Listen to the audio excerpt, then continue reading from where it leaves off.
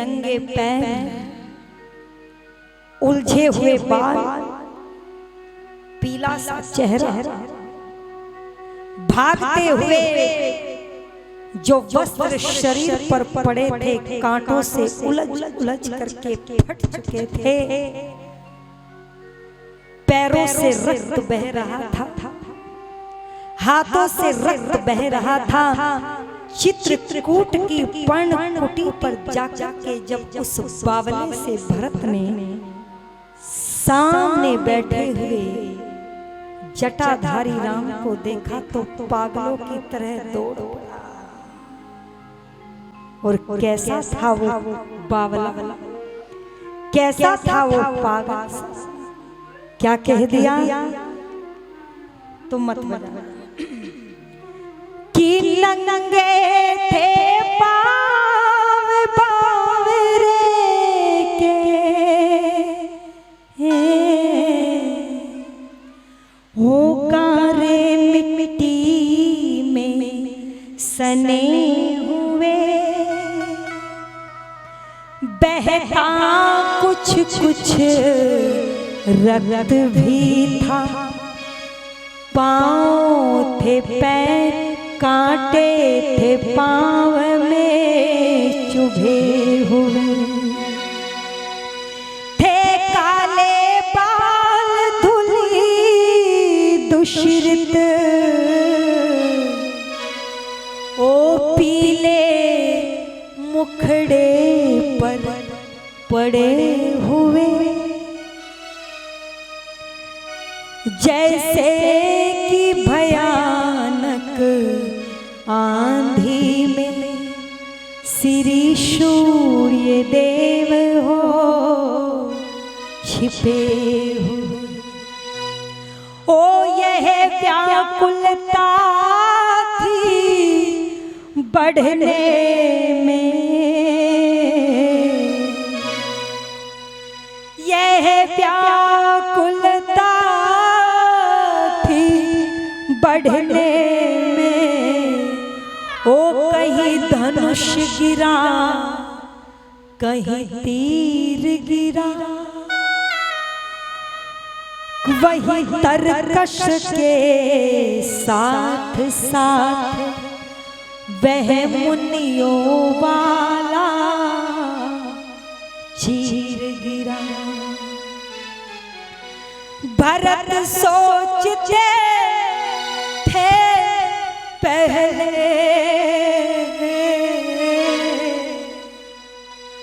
अरे भरत सोचते थे पहले, ओ चरणों में शीश झुका लूंगा।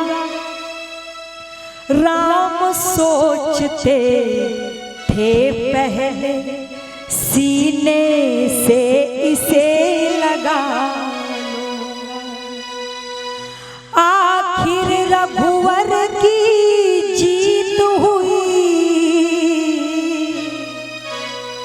हो, आखिर रघुवर की जीत हुई, बाहों में उठा लिया उसको, उससे पहले वो पैर छुए, सीने से लगा लिया उसको, अरे उससे पहले वो पैर छुए, सीने से लगा लिया उसको। जब हृदय का मिलन हुआ, हो जब हृदय का मिलन हुआ, तो दूर दिलों का ताप हुआ, फिर सबने देखा चित्रकूट पर ऐसे भरत मिलाप हुआ। ओ फिर सबने देखा चित्रकूट पर ऐसे भरत मिलाप हुआ। जीत हुई राम की सीने से लगी। उलझे बालों को अपने हाथों से सुलझा करके आंसुओं को पोंछ करके अपने वस्त्र से भरत के रक्त को साफ करके राम ने गोद में भरत को बिठा लिया। लोगों, गले से लग करके भरत फूट फूट करके रो और कहते हैं, भैया राम, इस षड्यंत्र में लेश मात्र भी मेरा हाथ नहीं। राम कहते हैं, भरत कैसे करते हो? कैसा षड्यंत्र? अरे राज मुझे मिले या तुम्हें क्या अंतर पड़ता है?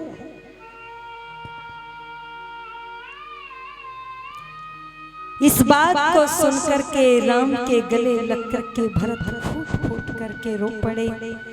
पिता की मृत्यु का समाचार देना, पिता की मृत्यु सुनकर के राम, लक्ष्मण और सीता का विलाप करना, बार बार राम को वापस लौटने के लिए कहना, लेकिन राम का एक अच्छे राजा के लक्षण बता करके भरत को उपदेश देना। भरत ने कहा, भैया ये उपदेश मेरे लिए बेकार है। सिंहासन पर पहले भी आप ही बैठे थे, आप ही बैठोगे, मैं सिंहासन पर बैठने वाला नहीं। चरणों में लिट लिट करके भरत ने सौगंध दे दे करके राम से कहा। राम ने मना किया। एक जावाली नाम का जो मंत्री परिषद में व्यक्ति था, उसने राम से कहा, राम, भरत की बात को मानो। पिता मर गए, वचन भी मर गया, और कौन किसका पिता, कौन किसका भाई, जब तक जीवित है तब तक संबंध होते हैं, मरने के बाद हमारे संबंध समाप्त हो जाते हैं। राम ने एक बात कही कि हे जाबाल, भले ही मेरे पिता मर गए, पर यदि मैं उनके वचन की पालना नहीं करूंगा तो अभी तो मेरे पिता के शरीर की मृत्यु हुई है, लेकिन मेरे वचन तोड़ देने के बाद मेरे पिता के यश की मृत्यु हो जाएगी। और जब मरने के बाद पुत्र को संपत्ति बांटने का अधिकार होता है, तो क्या पुत्र को मरने के बाद वचन का पालन करने का अधिकार नहीं होता?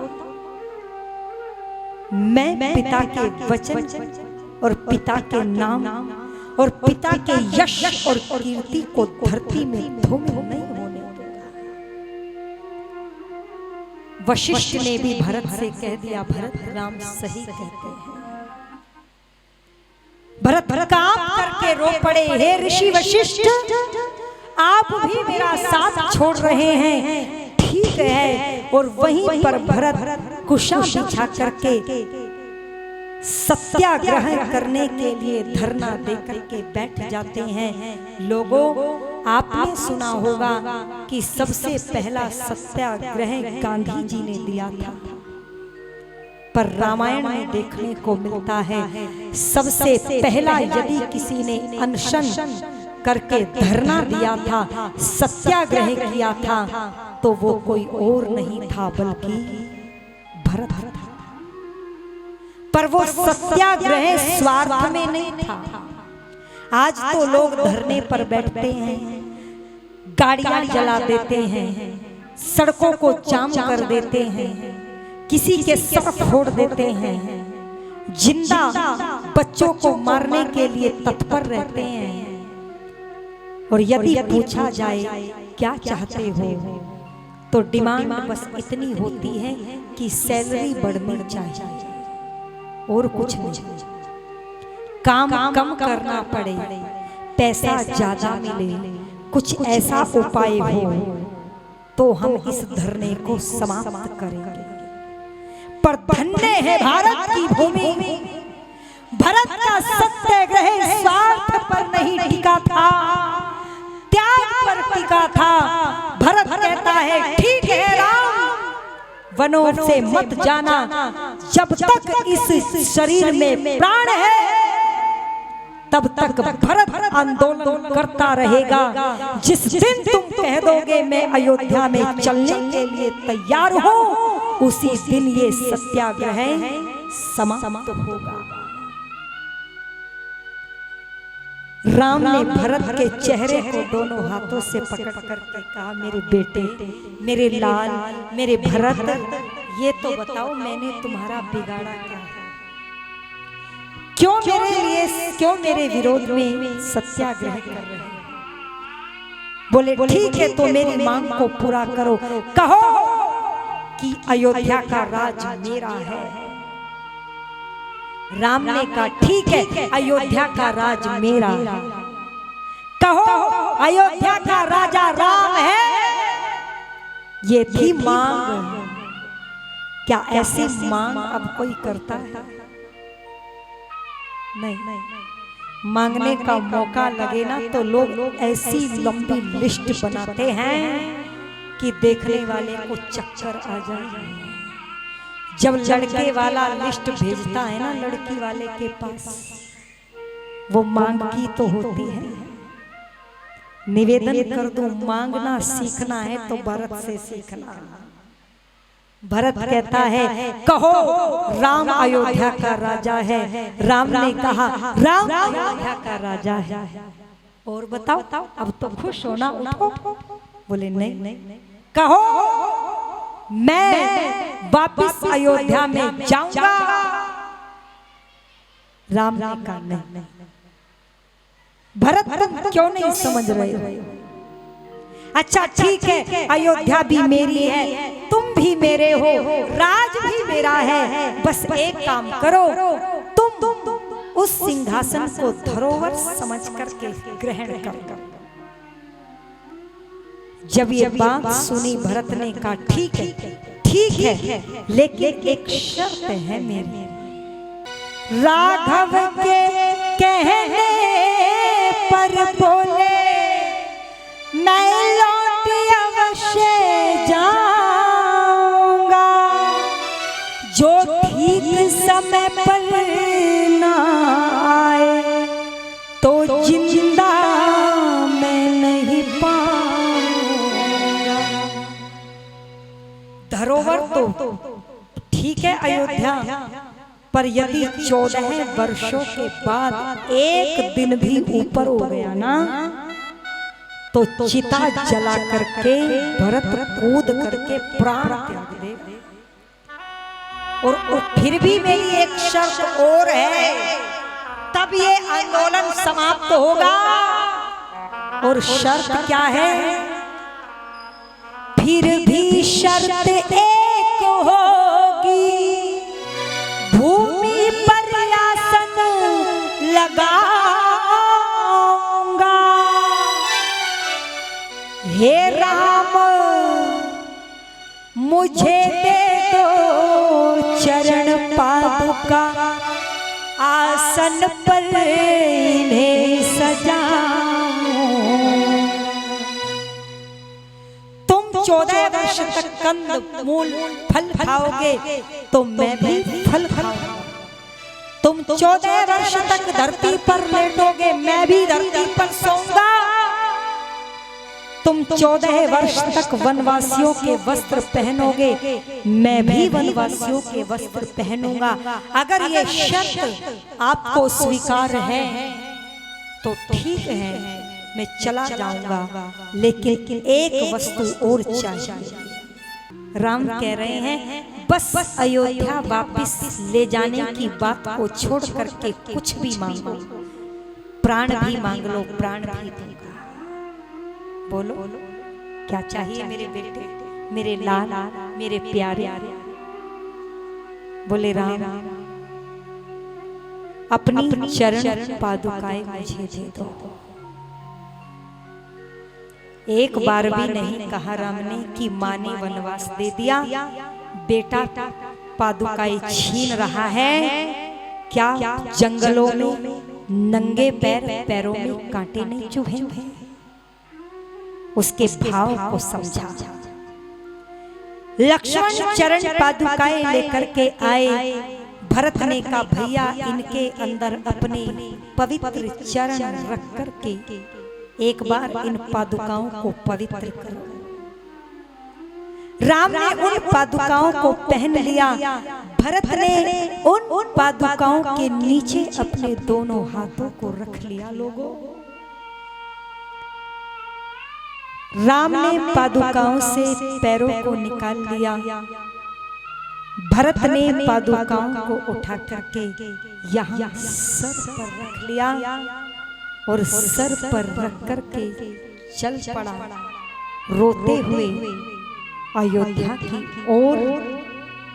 लेकिन फिर वापस लौट करके आया। सर पर पादुकाएं रखी हैं, रक्त से रंजित हाथ है, पैरों में कांटे चुभे हैं, वस्त्र फट चुके हैं, नंगे पैर हैं।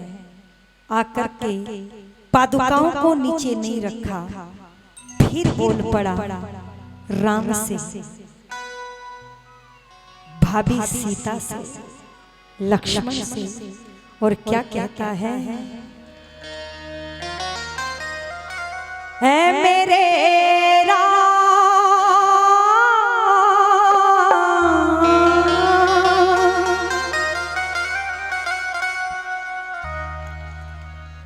ऐ मेरे राम मुझे बतला दो किस खता की सजा दी है। ऐ मेरे राम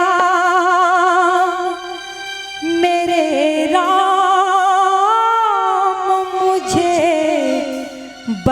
बतला दो किस खता की मुझे सजा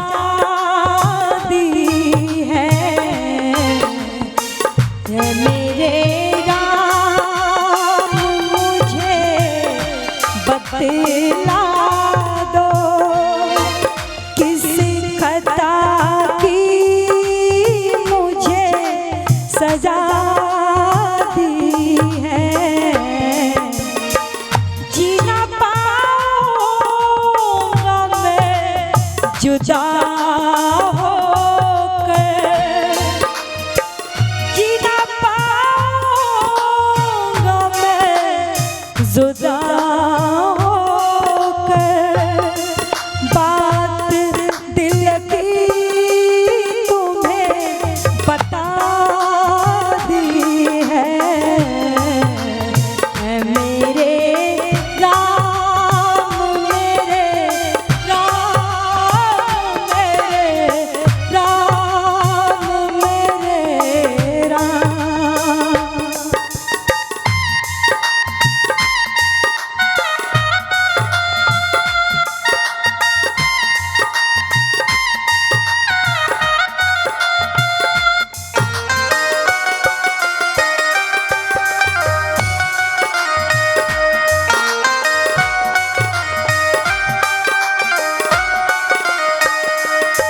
और क्या कह रहा है? मुझको धिक्कार ऐसे जीवन पर, मुझको धिक्कार ऐसे जीवन पर जिसमें ना हो राम का साया। मुझको धिक्कार ऐसे जीवन पर, सर पे ना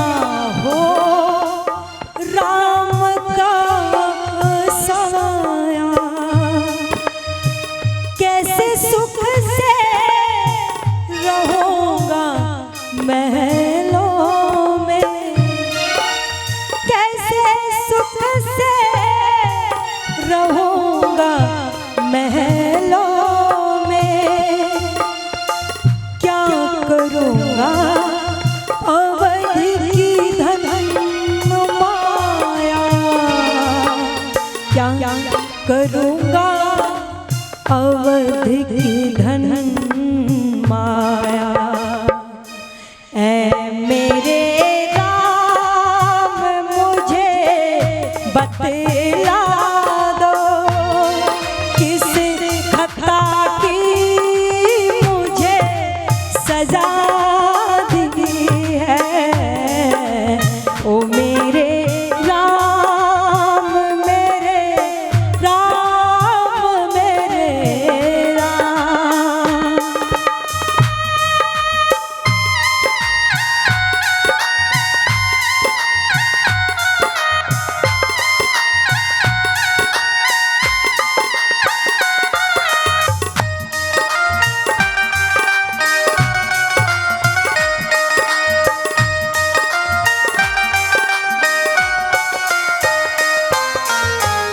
अपनी भाभी सीता की तरफ हाथ जोड़ कर के पैरों में पड़ कर के कहते हैं माँ क्या? भाभी सीता ये अर्ज तुमसे है, राम भैया को तुम ही समझाओ। भाभी सीता ये अर्ज तुमसे है, राम भैया को तुम ही समझाओ। लौट चलते अयोध्या में, लौट चलते हैं हम अयोध्या। अपने बालक पे कुछ तरस खाओ, अपने बालक पर कुछ तरस खाओ। ऐ मेरे राम मुझे बतला दो, खता की मुझे सजा दी है।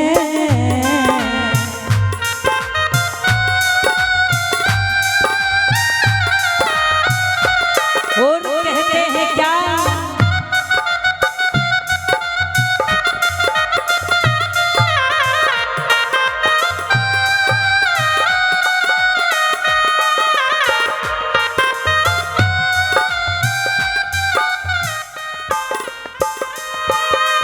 अच्छा भैया लो आप ही जीते, हाथ खाली ना पलने जाऊंगा। अच्छा भैया लो आप ही जीते, हाथ खाली पर मैं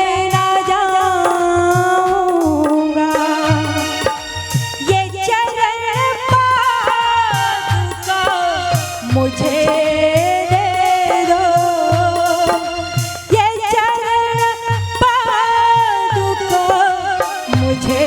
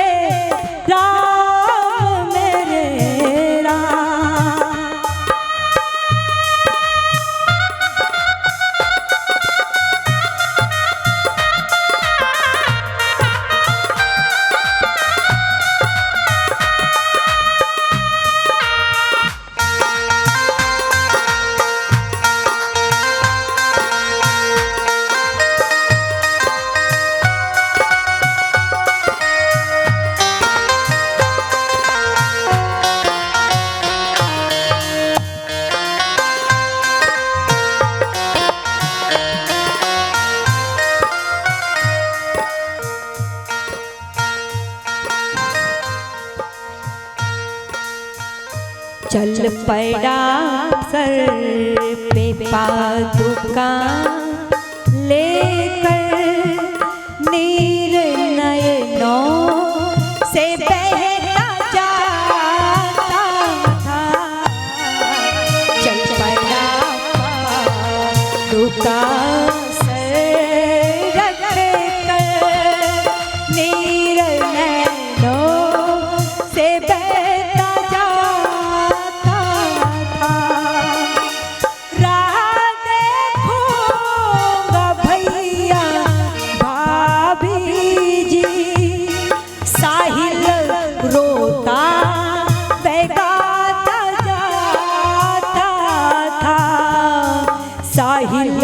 रोता बेगाता जाता था।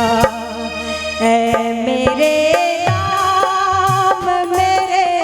राम मुझे बतला दो, किस खता की मुझे सजा दी है।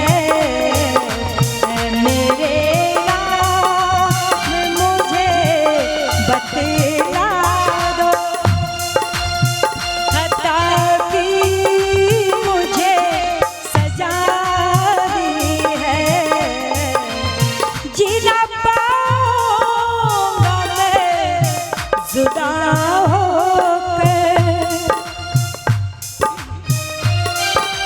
जीना पाऊंगा मैं जुदा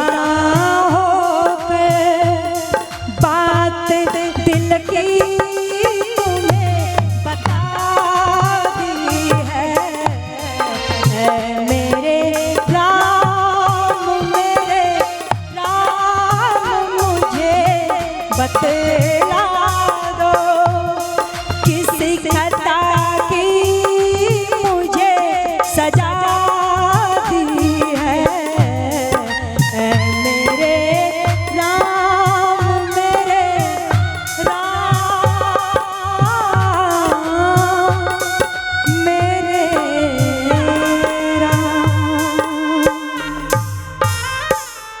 सियावर श्री रामचंद्र महाराज की। अयोध्या में लाकर के चरण पादुकाओं को सिंहासन पर भरत रख करके स्वयं नंदी ग्राम में जाकर के वनवासियों के कपड़े पहन करके और धरती में खड्डा खोद रहा था। क्यों? राम धरती पर सोते हैं तो भरत धरती पर नहीं सोते। वो खड्डा खोद करके धरती के अंदर राम से नीचे स्थान पर सोता। 14 वर्षों तक तपस्वियों की तरह भरत तपस्या करता रहा। श्री राम ने लक्ष्मण और सीता से कहा, अयोध्या के लोगों को चित्रकूट का रास्ता मालूम हो चुका है। जब भी उनको हमारी याद आएगी वो ऐसे ही दौड़ करके आ जाया करेंगे। अब हमें इस स्थान को छोड़ देना, स्थान को छोड़ करके वो निकल पड़े और कुछ दूरी पर चलते चलते उन्हें महर्षि अत्रि का आश्रम दिखाई दिया। महर्षि अत्रि ने राम और लक्ष्मण का आतिथ्य सत्कार किया। महर्षि अत्रि की धर्म पत्नी जिसका नाम था माता अनुसुईया, उन्होंने सीता का सत्कार किया और कुछ उपदेश भी दिए। मेरी बहनों, फिर से कह दो, करवा चौथ का व्रत आएगा। महंगी साड़ी महंगे गहने पहन करके छत पर जाकर के पति की आरती उतार करके छलनी से मुंह देख करके आयु बढ़ाई जाएगी। पहले तो चिंतन करो, ये सब आपने कहां से सीखा? क्या आपकी माता, आपकी दादी इस प्रकार से करवा चौथ का व्रत रख करके छलनी लेकर के ऊपर छत पर जाकर के पति की आरती उतारती थी? फिर कहाँ से सीखा? हमने सुना माँ बेटी तो वो सीखती है जो माँ सिखाती है। आपको नहीं पता, ये आपको सिखाए हैं एकता कपूर के नाटकों ने। उसने ठेका लिया हुआ है आपको बिगाड़ने का। उसने आपको पता नहीं क्या क्या सिखा दिया है। अच्छा, एक बात और बताओ, राम और कृष्ण को तो छोड़ दीजिए, बहुत पुरानी बात हो गई। क्या आपकी माताओं ने कभी आपका जन्मदिन केक काट करके मनाया?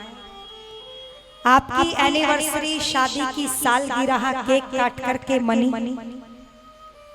पर आज जन्मदिन हो, एनिवर्सरी हो, स्टेज लगे। कौन सी स्टेज? विवाह से पहले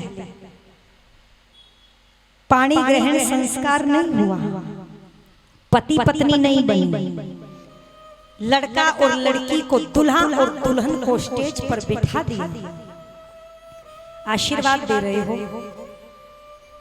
किस नाते से दे रहे हो, कभी विचार किया? अभी जो दोनों बैठे हैं, क्या वो पति पत्नी हैं? क्या उनका पानी ग्रहण संस्कार हो गया? क्या उन्होंने सप्तपदी के वचन ले लिए? क्या उन्होंने लाला होम की आहुति को प्रदान किया? क्या आचार्य ने उनसे कहा कि पत्नी के क्या कर्तव्य है, पति के क्या कर्तव्य है? फिर ये कहां से सीखा? ये भी एकता कपूर ने सिखाया। और हम क्यों करते? बोले गिफ्ट मिलेंगे, गिफ्ट लेने के बहाने तो इतने अच्छे अच्छे ढूंढे हुए हैं। पर कुछ समय पहले, आज से 2019 से पहले, जब मैं लोगों की शादियां देखती थी तो स्टेज ही लगता था। पर अब जब देखने को मिलती है तो केक भी कटने लगा स्टेज पर। और बड़े बड़े, जैसे ये साउंड के डिब्बे रखे हैं, इतने बड़े बड़े चलचित्र लगाए जाते हैं। बेटा बेटी कहाँ मिले, कौन से होटल में खाना खाया, कौन सी जगह पर घूमने गए, आखिर साबित क्या करना चाहते हो? अरे जिन बातों को लोग कभी पर्दे के पीछे रखते थे, आज उन बातों को लोग खुले में दिखा रहे। देखो, हमारे बच्चे इतने बिगड़ गए थे कि शादी से पहले ही घूमते फिर रहे थे, जबकि मेरी वैदिक संस्कृति कहती है कि दूल्हा और दुल्हन का सबसे पहला मिलन मंडप पर होना चाहिए। उससे पहले दोनों का कहीं पर भी कोई मिलन नहीं होता। बताओ, राम की कथा सुनने वालों, क्या हम इस बात का आचरण करते हैं? बोलो। निवेदन कर दूं, सुधार भी तो करें इन कथाओं से, या केवल कथा सुन करके बहुत अच्छा कह करके बात समाप्त हो जाएगी? निवेदन कर दूं, ये नाटकों की नौटंकी बंद करो, अपने पूर्वजों का अनुसरण करो। मेरे यहाँ लड्डू बंटता था साहब, कटता नहीं था। बांटने की परंपरा थी, बांटने की, बोल दो काटने की नहीं थी। आज कटता है तो रिश्ते भी कट गए। इसलिए बांटना, लड्डू ही क्यों? जब घर में कोई खुशी आती है, लोग कहते लड्डू कहाँ हैं, खाए या ना खाए, पर मांगे तो लड्डू ही जाते हैं। क्यों? बिखरा हुआ एक एक कण जोड़ करके एकता के सूत्र में बंध करके लड्डू बनता है। इसीलिए मेरी संस्कृति हमें प्रेरणा दे रही है। जैसे खुशी के वातावरण में बिखरा हुआ लड्डू एकत्र होकर के यहाँ खुशियाँ बांट रहा है, वैसे परिवार के लोगों, जब परिवार पर सुख आए या दुख आए तो तुम भी सब मिल करके बोलो इकट्ठा हो जाना। ये प्रेरणा मेरी संस्कृति देती है। अच्छा, काट काट के बांट रहे हो तो क्या प्रेरणा मिल रही है? एक और बात, मोमबत्ती बुझाई जाती है। अच्छा बताओ, मोमबत्ती बुझाना, दिया बुझाना शगुन होता है या अपशगुन होता है? बोल दो एक बार। अपशगुन होता है। और आप जानते हैं कि केक पर मोमबत्ती लगा करके बुझाई क्यों जाती है? सुन लेना, यूरोप के देशों में लिविंग रिलेशनशिप में रहते हैं लोग बिना शादी किए पति पत्नी की तरह, और जब मन भर जाता है तो छोड़ देते हैं। और उनसे जो बच्चे पैदा होते हैं उनको न माँ लेती है ना पिता लेता है।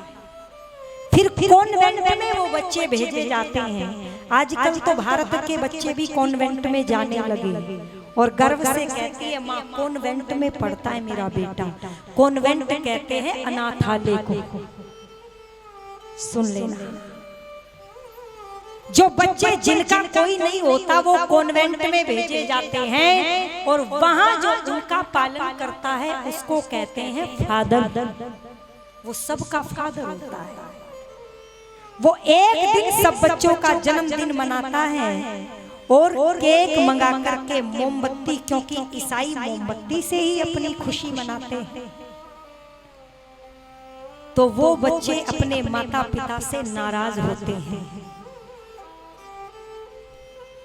वो केक पर लगी हुई मोमबत्ती को बुझा करके अपने माता पिता के लिए प्रायश्चित महसूस कराते हैं। वो कहते हैं हमारे माता पिता अच्छे नहीं हैं, इसलिए हम जिस दिन उन्होंने हमें जन्म दिया उस दिन को हम खुशी का दिन मानते नहीं।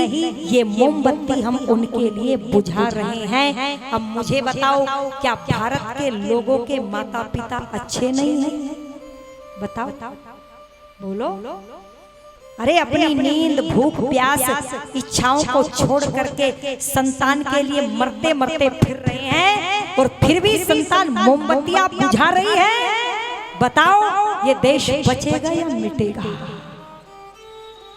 इसलिए आपसे कहती हूँ, हाथ उठा करके संकल्प लीजिए, हम राम के भक्त हैं, हम कृष्ण के भक्त हैं। हम दीपक जलाएंगे, मोमबत्ती नहीं बुझाएंगे। हम लड्डू को बांटेंगे, केक नहीं काटेंगे। हम हवन कराएंगे, या तो आर्य समाज में कराओ या शास्त्री जी को बुला करके घर में कराओ।